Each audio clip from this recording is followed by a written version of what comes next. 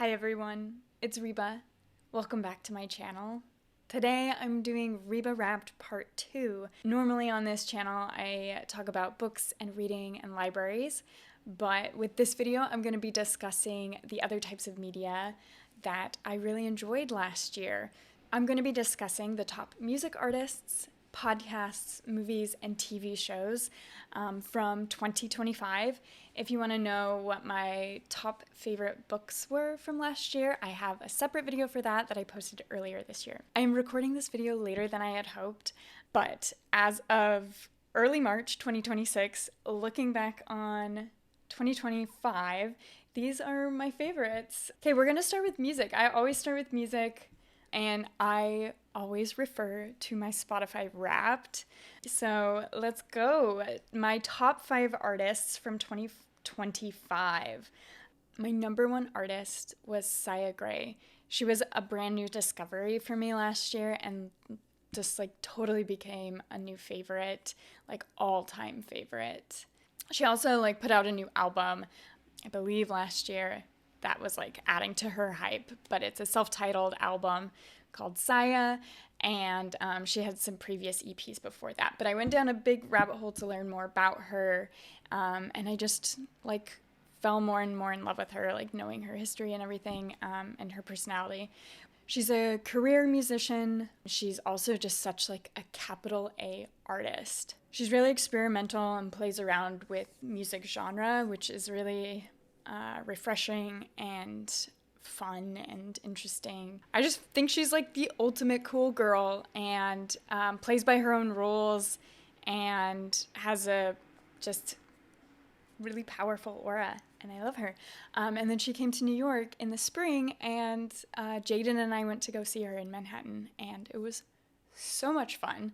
Such a good show, and her Tiny Desk concert is also awesome. My second favorite artist was FKA Twigs. She's always in my top 5 somewhere, so totally makes sense she made it here again. Last year she dropped a new album early in the year, Eusexia, and then later in the year she dropped kind of an addendum, Eusexia Afterglow. So I got a ton of new music last year, and obviously was listening to a lot of it throughout the year. Also, ultimate cool girl, just also so creative and interesting. I also got to see her live last year as well, which is really, really cool. It was such a special experience. I've been in love with her music since probably 2015, so it's been 10 years of just devouring everything she makes, and it was so transcendent to see her live. I'm really pleased that I got to see my top 2 artists live this last year. That is really, really cool. And Twigs got a Grammy this year. I think this is her first Grammy, so very exciting. Very happy for her. The next 2 artists were artists that I had kind of on repeat, especially earlier in 2025. They both had released albums in 2024, and they just fit the whatever mood I was in early in the year. So it makes sense that they are coming in kind of my top 5 this year. But the first artist was Doechii. Obviously, Doechii got super big with her viral Anxiety hit, but I think the rest of her catalog is so strong and so good, really empowering. I'm always impressed with her work. And then the other artist I had on repeat and kind of in alternation with Doechii was Raven Lenae. Raven Lenae has such a dreamy, smooth R&B voice. She makes such satisfying music to listen to, and it just makes me want to dance and groove. My 5th top artist was Nilüfer Yanya. I love her voice. It's deep and smoky, and similar to Sia Gray, she is experimental and plays around with musicality and genre and instruments, and so she has just a fun, kind of unexpected musicality to her music. Yeah. Proud of this top 5. I feel like these are all very cool girls. Next, I'm going to talk about my favorite podcasts of 2025. Last year, I talked about the Philosophize This podcast. It was one of my favorites from 2024, and in 2025, I continued listening to it throughout the year, and it's still one of my favorite podcasts right now. If you haven't heard me speak about it already, it's just a really great podcast that introduces you to philosophy by starting all the way back with some of the earliest recorded philosophical writings and discussions and kind of concepts that we know of, and then taking you all the way up into present day discussions and ideas. For me, I found it a great resource to discover philosophical movements and thinkers, and then give me direction if I want to learn more or study more or read more about the concept or the philosopher. Each episode is a great introduction and overview about a concept or a person and their work. The podcast is motivated by curiosity and critical thinking, and every time I listen to it, I feel smarter. Another returning favorite from 2024 was Too Scary Didn't Watch. This is another constant on repeat podcast for me. TSDW, or Too Scary Didn't Watch, is a horror movie podcast. It's hosted by a group of friends, Sammy, who likes scary movies, and then she'll watch them and then retell the plot to her friends, Emily and Henley, who are too scared to watch scary movies. And speaking of friends and movies and podcasts, I am delighted to tell you that I started a podcast with one of my best friends, Katie. It is called What About Bobs, and it is a podcast in which Katie and I discuss movies that we have watched together. Our tagline is a podcast about friendship first, then movies, and if we're lucky, a Bob on top. Her and I used to live together and eventually moved apart. And to stay connected, one of the things we would do was call each other, FaceTime each other on almost a weekly basis and watch a movie together. So we would start a movie at the same time and be on FaceTime and watch it together. And last year, Katie and I talked about starting a project together and decided that we should just start a podcast in which we discuss these movies that we're already watching and already enjoy talking about with each other. The format and how we choose the movies is something that we've been doing for a while now.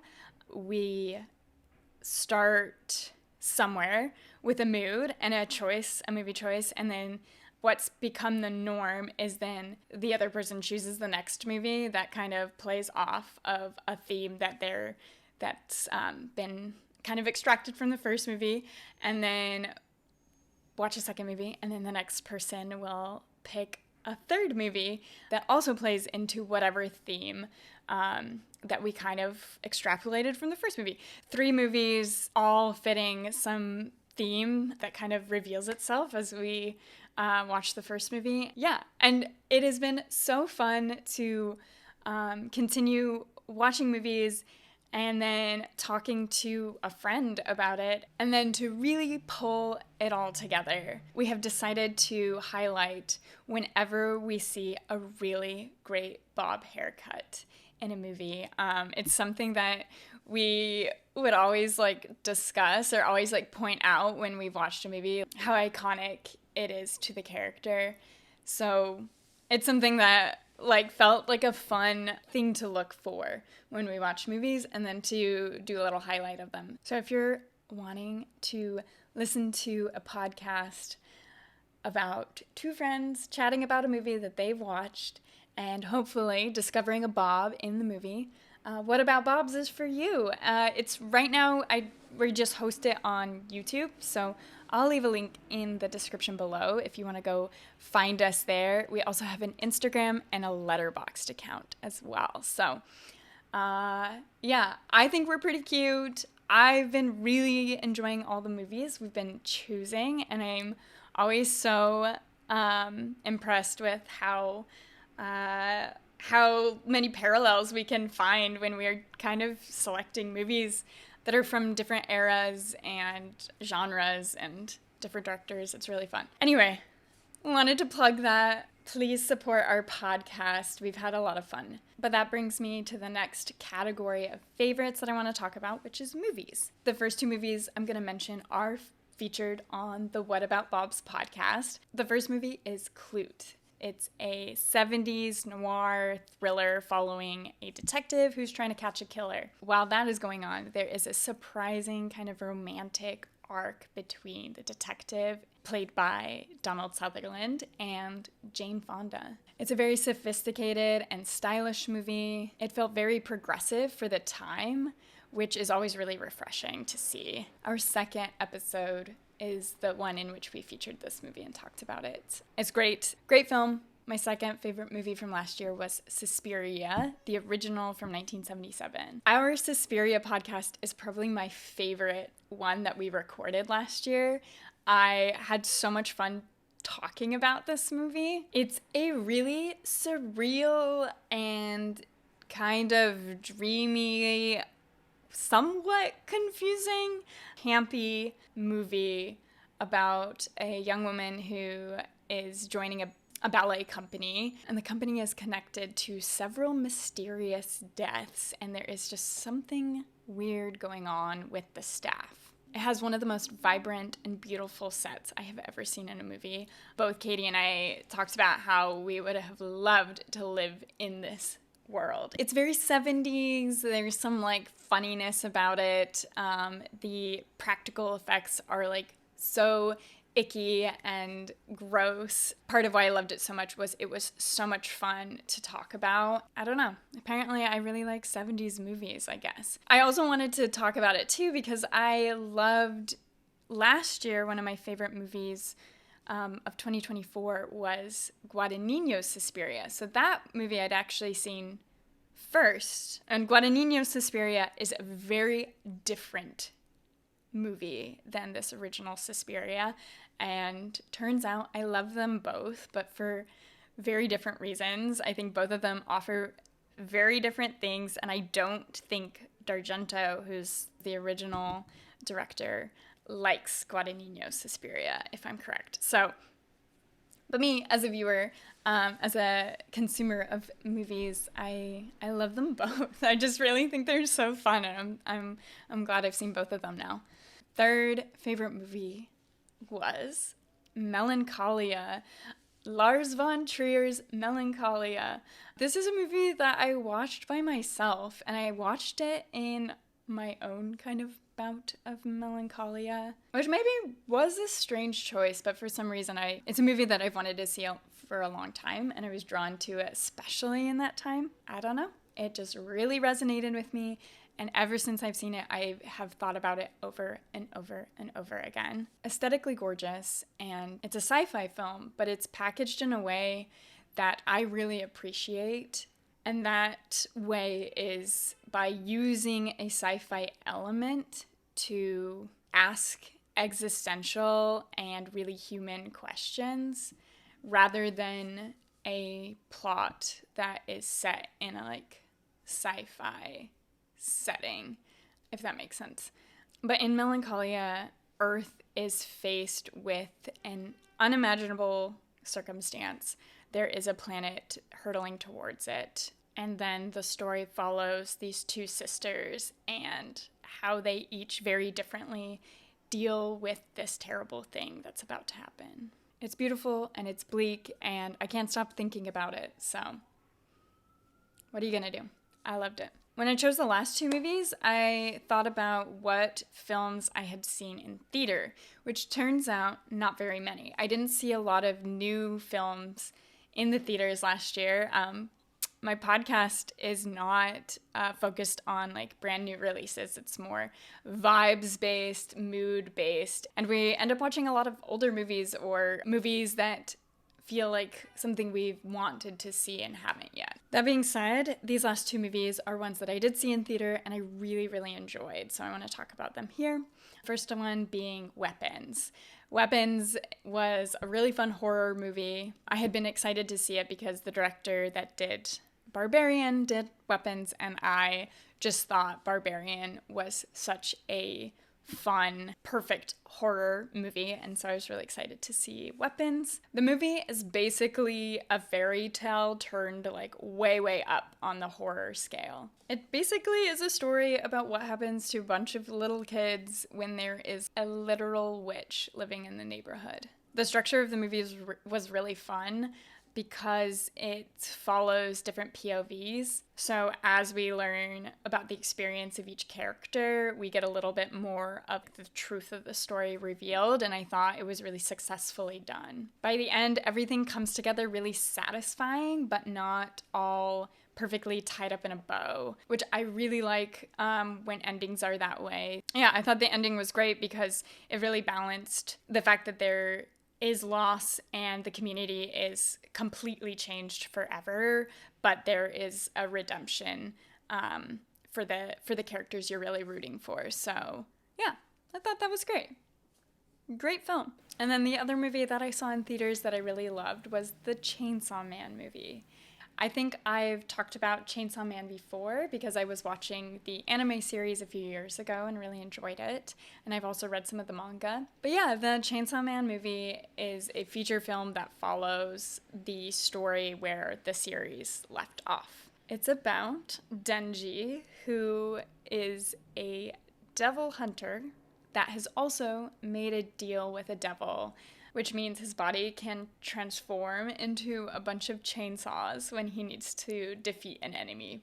The series is filled with other characters with similar powers, and I think the over-the-top character designs are balanced really well with how rich and deeply characterized they are. The tone of the series is darkly humorous and irreverent, but also there's enough heart that you end up really rooting for Denji and his buddies. From the animation to the music, the action sequences, to the soft, quiet moments were all really cinematic. As far as the plot goes, yes, Denji is like fighting different devil creatures and monsters, and it is there's some really serious and solemn parts to the story.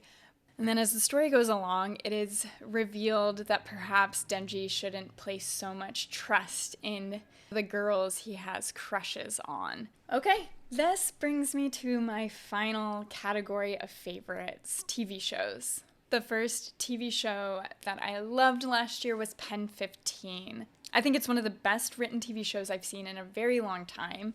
Painfully accurate depiction of what it's like to be a middle schooler. Maya Erskine and Anna Konkle are two of the creators of the show, and they play themselves as middle schoolers amongst an otherwise teenage cast. And them as adults amongst teenagers is never not funny. I watched the whole thing last year from top to bottom, and when I first started it, I thought it was just going to be kind of an irreverent comedy, but at the core, it's really vulnerable, it's really tender, and by the final episode, I was just sobbing. I was so endeared to these characters. It's a show about friendship, it's about adolescence, and all of the funny and sad and embarrassing things that happen, and sometimes it's just hard to be a kid, but when you have a best friend that just gets you, it makes it a whole lot easier, and I feel like that's like what that show like really encapsulates. My second favorite TV show from last year was Gilmore Girls. And I really liked this, not because it's particularly well written or sophisticated, but this one just really charmed and surprised me. This is a show that I attempted to watch several years ago because I just wanted to understand the hype and why it was so beloved. But the first time I tried watching it, I didn't get it. Part of the reason for that, I think, was that I watched it out of season. I had tried to watch it in the summer, and I have now learned that it's a show that you should begin in the fall. It like starts when fall begins, it starts with a new school year, and I think that setting-centered show worked. As someone who is a very seasonal-minded person, I think that really worked for me. I do think it's full of flaws. The characters are over-the-top sarcastic and super stereotypical, I think it can be pretty corny. And yet, it is one of the most cozy shows I've watched in a very long time. And I really, really was surprised at how much I loved the depiction of Lorelai. For all the kind of like, haha, corny sitcomness of it, I do think that there is like some real depth to the conflict that she has with her relationships with her mother and her daughter. Yeah, it's just cozy. It makes you want to live in a small town. And although I feel like I start every episode kind of like rolling my eyes, by the end of it, I'm so touched and my heart is so full for the characters. I don't know. I have found it a really comforting show. I'm not near done with it because I think there's like tons of seasons, but from what I've watched, and I've like slowed my pace because I've been enjoying watching it through the season. So I started in the fall, I watched the winter episodes, and I think I'm now like entering the spring season of the spring like season within. I think I'm still in the first season. Basically, I get it. I understand why people love the show now, but I'm also not sure if people love the whole show, like all of it, or if it falls off. I don't know. But I'm gonna continue working my way through it because I find it very comforting and cozy to watch. Number 3 is Slow Horses. This was a fun show on Apple TV that I started last year.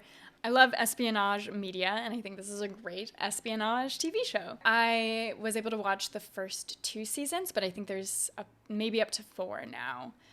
So I'm continuing watching it this year. Slow Horses is a show about a group of misfit underdogs that have been shunned to the Slough House division of MI5. They're led by one of the most cynical, rude, curmudgeon agents. Like a very anti-suave, smooth, like James Bond, just kind of like disgusting and rude and impolite. But as the show goes on, he's kind of revealed to be like incredibly brilliant and capable. And he does have like a soft spot for his team, even though for the most part he's like tormenting them. This Slough House team keeps getting dragged into high tension missions. It's super fun. It's really exciting.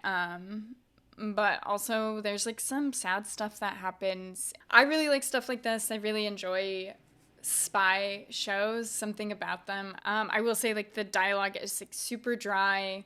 Everybody is constantly bickering with each other. I don't know if that's everybody's cup of tea.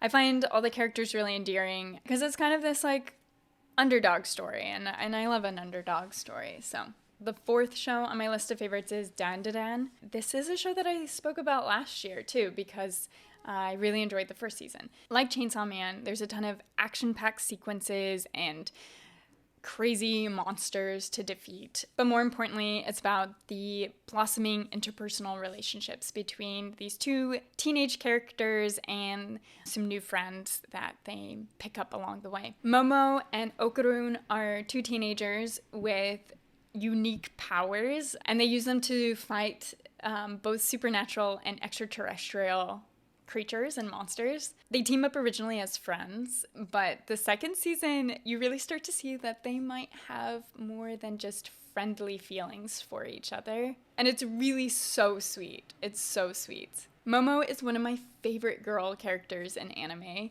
I think she's so cool and she's so brave, but she's also really kind, and obviously that just makes her cooler. The tone of the show alternates between super playful and funny to really intense to really vulnerable. The direction is incredibly cinematic, and I really appreciate the visual quality of the show. I've made it to the end of the list, and this choice highlights the fact that I watched a ton of reality TV last year, and I think that this show does the best job of bringing all the best reality TV into one universe and then serving as judge, jury, and executioner. And that show is Traitors. I'm speaking directly about the US version. I watched, I guess it was season 3 last year, and I do know it's getting more popular because I think season 4 has been super huge, and I also just watched that. I have talked about reality TV before. I think a few years ago I talked about Survivor, and I think that Trader does the thing that Survivor does that I really appreciate, which is a high theme setting with a intricate social experiment. But in Traitors, instead of the players voting each other off the island, there is a set of secret traitors that meet together and select people to murder each night. And then the next day, the faithfuls have to come together to figure out who the traitors are amongst them. I think I like the social experiment of these types of reality shows that are games.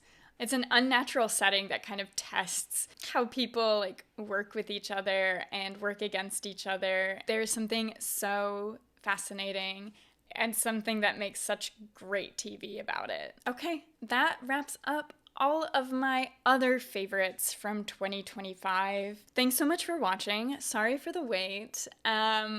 I will be posting more videos this year. I'm really excited for 2026.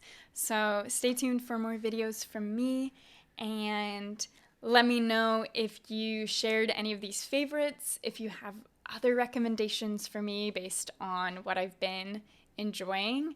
That's it. So thanks again for watching. I will see you in my next video. Bye.